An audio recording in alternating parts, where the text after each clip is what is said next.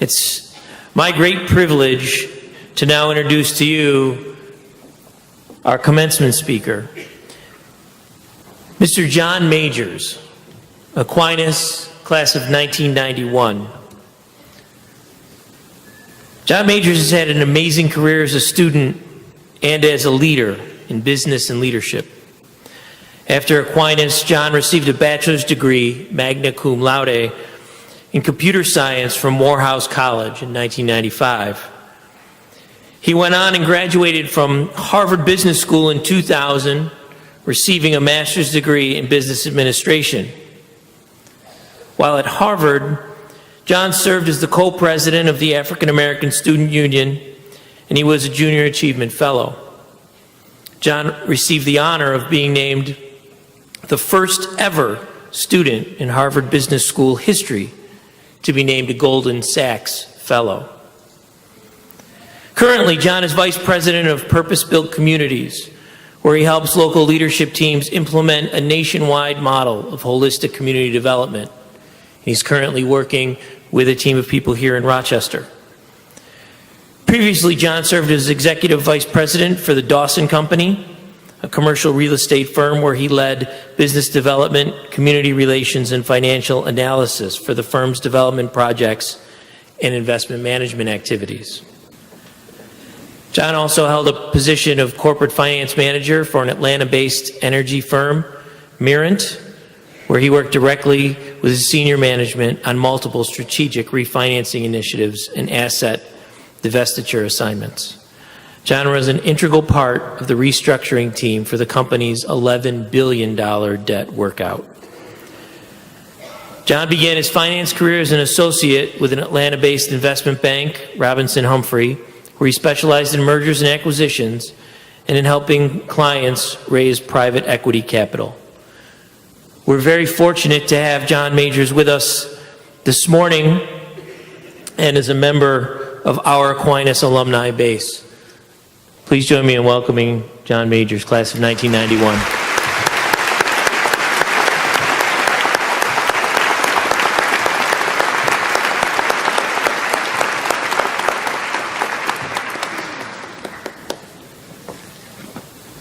Wow.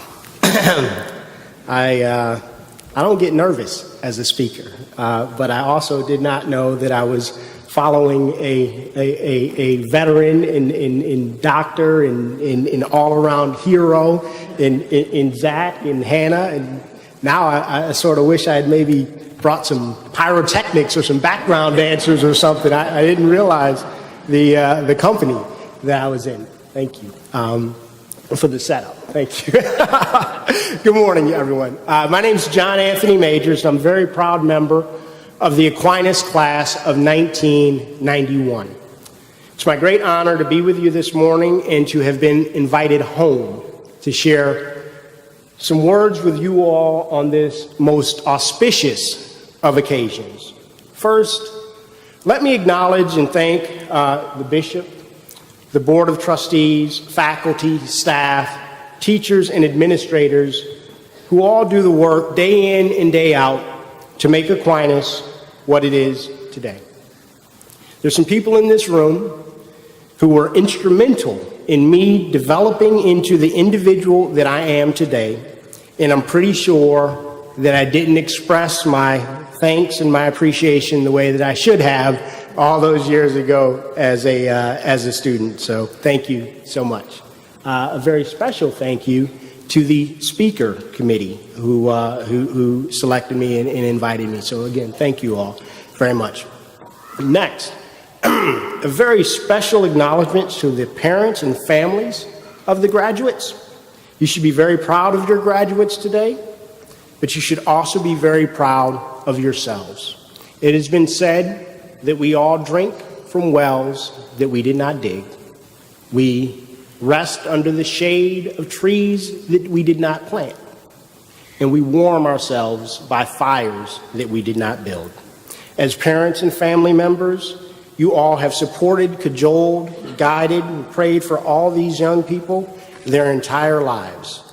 My family's here today, and that's certainly the case in my life. So today is a special day for you as well, and you should be congratulated.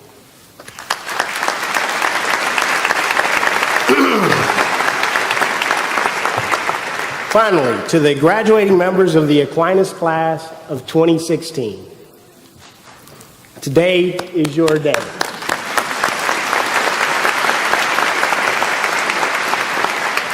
You all have fought the good fight, and your efforts and your diligence have paid off. You've been steadfast in the face of an extremely challenging academic and social environment. Aquinas is a tough school. Ask me how I know. But each of you has persevered, and you have pushed through to the finish line, and I feel confident that I can speak for every single person in this auditorium when I say that today we honor you, we celebrate with you, and we salute you on your accomplishments. So I guess I should start with a confession. When Principal Mancini gave me the call and asked me to share some words with you today, I thought back on my own graduation 25 years ago. And guess what? Not only do I not remember a single thing that the speaker said, I don't even remember who the speaker was. And the same goes for my graduation speakers from Morehouse and Harvard Business School. So believe it or not, I started thinking, I said, wow, I guess people don't come to graduations to hear the speakers. Which is actually pretty great news for me because it takes a lot of pressure off. Seriously though, I truly love having this opportunity to spend time talking to and with young people and sharing whatever hard-fought wisdom that I've been able to gain in my life. I call it scar tissue. And my goal in life is that you all shouldn't have to get the same scar tissue that I've gotten. Don't get me wrong, everybody ends up with scar tissue. I just want you all to get different scar tissue. Call it higher quality scar tissue, if you will. So ladies and gentlemen, for the next few minutes, I would like to share with you some reflections that I decided to call with a hat tip to our dearly departed brother Muhammad Ali, living the life of a champion. And if a guy, Ali, absolutely.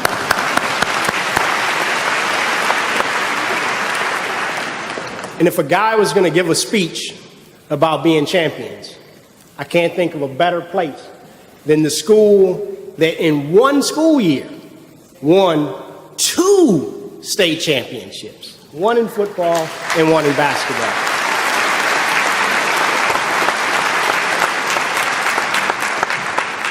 And if that weren't enough, what I learned this morning is that the averages of those teams, academic averages, were 93s, 94s, high 90s. That is almost unheard of.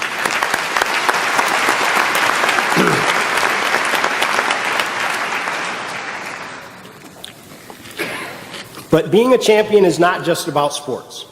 Each of you is a champion in your own right and in your own arena, even if that just means that you are the best in the world at being the unique individual and wonderful person that God created you to be.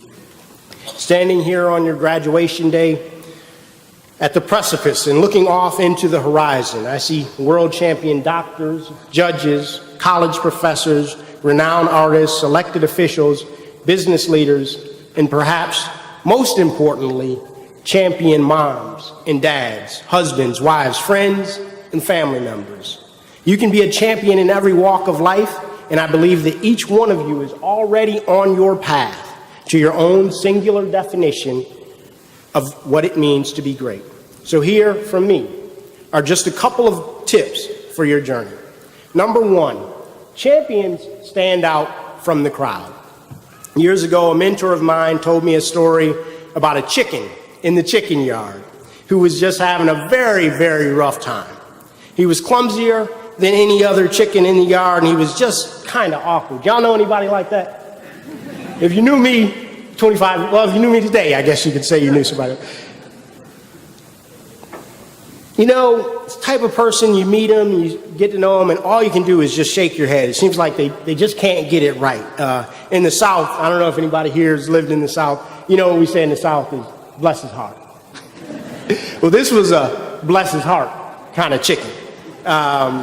He had this big misshapen beak, and he couldn't really peck on the ground like all the other chickens. He had these big feet and these gangly wings that stuck out too far, so he couldn't really run around the chicken yard like all the other chickens. And then one day, a shadow swooped low over the chicken yard, and all the chickens started running. Somebody yelled, "Run, it's a skybird. Run to the coop for cover. He'll surely eat any chicken that he finds outside of the coop." Well, our buddy starts running too. But he's got these big feet and these gangly wings, and he just can't make it all the way to the coop. And before he knows it, the shadow is right upon him. And all he can do is cover up with his wings, and he says, "Please, Mr. Skybird, don't eat me. I'm just a clumsy, awkward little chicken. I can't even run as fast as all the other chickens, and I have this odd-shaped beak. I can't even peck on the ground for food. All the other chickens make fun of me. My life is rough enough already. If you could please just give me a break today." And the great skybird stood there, and he let out a hearty laugh. And he said, "Don't worry, I'm not going to eat you. I saw you from the sky, and I just had to come see what you were doing down here. See, you're not awkward, and you're not clumsy, and you ain't no chicken. You, little brother, you, little sister, are an eagle like me. And the reason your beak is so big and shaped the way that it is because you are one of the world's greatest and most feared hunters.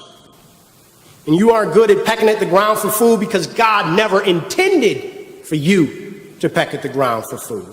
And those big feet aren't meant for scampering and scurrying around the chicken yard. Those big feet are meant for powerfully grabbing your prey out of midair. And those wings are designed for soaring high above the earth, up where the eagles soar, not down here with all these chickens. And if we're honest with ourselves, how many of us have found ourselves surrounded by chickens? And here's the thing, if you stay around chickens long enough, they will make you think there's something wrong with you for being an eagle and not a chicken. But here's the truth of the matter. I didn't say champions fit in with the crowd. I didn't say champions are always well liked or even well understood by the crowd. Being an eagle amongst chickens can actually be a very difficult life. But if you take nothing else from my words today, hear this: it gets better. There's a late speaker, teacher, and author named Jim Rohn whose speeches I listen to almost constantly. And he had this great phrase, "Things will get better for you when you get better." And that's the second thing I want to tell you about the life of a champion. Champions are constantly improving. And when I was 19, I bought a book called The 7 Habits of Highly Effective People by the late Stephen Covey. More than 20 years later, that is still one of my favorite books of all time. And although I've bought several copies since then, I still have my original copy. It's so old that the pages are yellowed and the highlighting has even faded in the areas where my 19-year-old self thought something was so important that I should highlight it. Be proactive. Begin with the end in mind. Put first things first. Seek to understand and then to be understood. Think win-win. Synergize, sharpen the saw. That is still to this day such a powerful and timeless formula for success. And who doesn't want to be highly effective? Who doesn't want to have a life of impact and attainment? But here's the thing. For about the first 10 years that I had that book, I couldn't get past the third habit. I don't mean that I didn't read the whole book. I read it. It just took me 10 years to actually understand the second part of the book. And looking back at it now, what I realized is that I just hadn't lived enough life to make sense of the interpersonal habits. I had the personal habits of highly effective people, but the interpersonal took me a lot longer. But I didn't give up. More than 20 years later, I'm still working on those 7 habits. And I learn something every time I pick up that book, even from the passages that I thought were so important when I highlighted them when I was 19. Champions are constantly improving. And here's why that's so important, which is the third thing I want to tell you about champions. Champions always fight for something bigger than themselves. There's a powerful quote from Martin Luther King Jr.'s Nobel Peace Prize acceptance speech, and I'll quote it here. He said, "I refuse to accept the idea that the isness of man's present nature makes him morally incapable of reaching up for the eternal oughtness that forever confronts him." I'll read that again. "I refuse to accept the idea that the isness of man's present nature makes him morally incapable of reaching up for the eternal oughtness that forever confronts him." I'm glad I never had to follow him. I submit to you all today, on the day that you graduate from Aquinas, that each of your life's core purpose is tied up with this concept of the isness, the way a situation currently exists, the way that it is, versus that situation's oughtness, the way that the situation ought to be. And each of you will have a different cause in your life where the oughtness of the thing stands in stark contrast to the isness of its current situation. The isness versus the oughtness. The oughtness will drive you, but the isness will disturb you.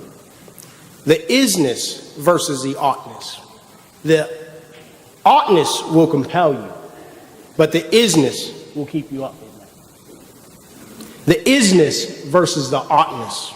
The oughtness will be the source of your passion, but the isness will cause you great pain.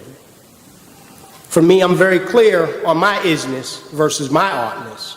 I know from many, many painful observations that too many little kids, especially boys who look like me, who grew up in places like the 19th Ward, will not get to have many of the experiences that I've had the privilege to enjoy.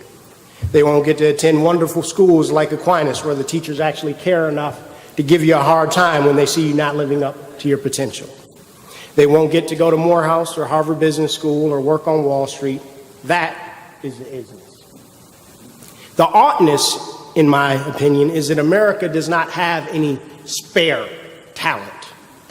As a nation, we don't have any population groups or geographic areas that we can just write off. There are brilliant, hardworking, resilient kids in neighborhoods all across the country who, through no fault of their own, will never get a chance to become highly effective people. And as a nation and as a world, we have to find a way to unlock that potential.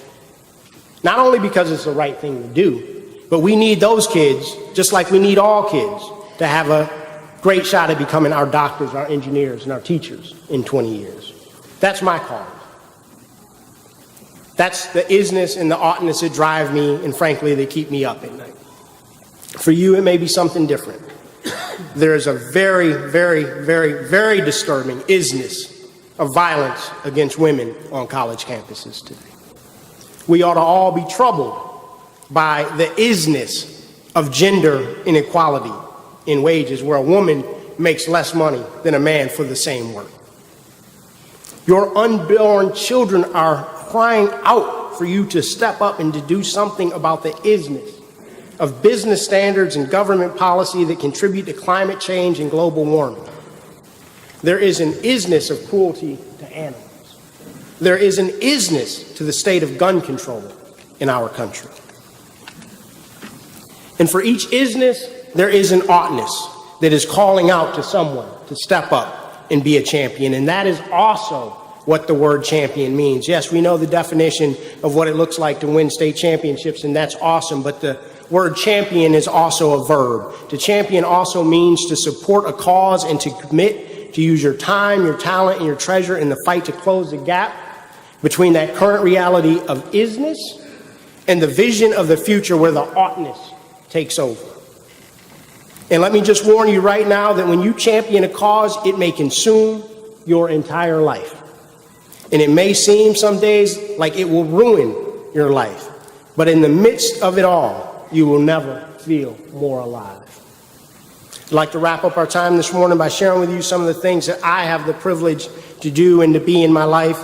These are the things that make me feel like a champion. First and foremost, I'm a husband and a dad. Now, I don't know if my wife would always say I'm a champion at being a husband, but I'm working on it. And I'm a dad. In 2013, we were blessed with a beautiful little girl named Lola Christine, and she's our absolute pride and joy. On the professional side, I'm a consultant. I have the pleasure to work with business and civic leaders in different cities around the country, helping them implement holistic, that means covering broad areas, not just in one silo. Helping them implement holistic community revitalization in some of the most challenged neighborhoods in their cities. And I guess you could maybe even say that together we're working on closing the gap between the isness and the oughtness for the families and especially the children in those communities. I also have the pleasure to work as a volunteer consultant to a program that helps pastors and police officers in inner city areas work together to decrease the gang violence in those cities. A few years ago, I had the pleasure to help write a business plan for a group of clergy who are creating community dialogues around the country for those who are called to see the kids who are really invisible to a lot of the world. And this group today is out there working and practicing. They're helping the parents and the teachers, coaches, and church family first to see, authentically to see these young people, and then to become trusted caregivers and advocates for these young people. And I'll be really honest with you all. As much as I love all the opportunities to do the wonderful, rewarding work that I do, some of it that I get paid for, some of it that I do not, every now and then I think, how cool would it be to be able to come back to my 25th reunion this fall and say that I am a gazillionaire hedge fund manager or a fancy pants investment banker working on these really impressive sounding mergers and acquisitions. But that's not what I heard the voice of God call me to. Where I wanted to help companies, God asked me to help communities. Where I wanted to build fortunes, God told me to build futures. And as clearly as I heard the voice of God in my life, my prayer for you all today is that each of you will have your life consumed, and even for a little while seemingly ruined, by the cause or area where it is written for you to be a champion. And guess what? You won't fit in with the crowd. It will challenge you and force you to improve in ways that you can't even imagine right now. But guess what else? None of that will matter, because you will know that you're fighting for something bigger than yourself. And in the words of the late Maya Angelou, you wouldn't take anything for your journey. And in that moment, you will know that the isness of your life circumstances is in perfect alignment with the oughtness of your life's calling. And that, my friends, is the life of a champion. Thank you again for this wonderful opportunity. Congratulations to each of you, and may God continue to bless your journey.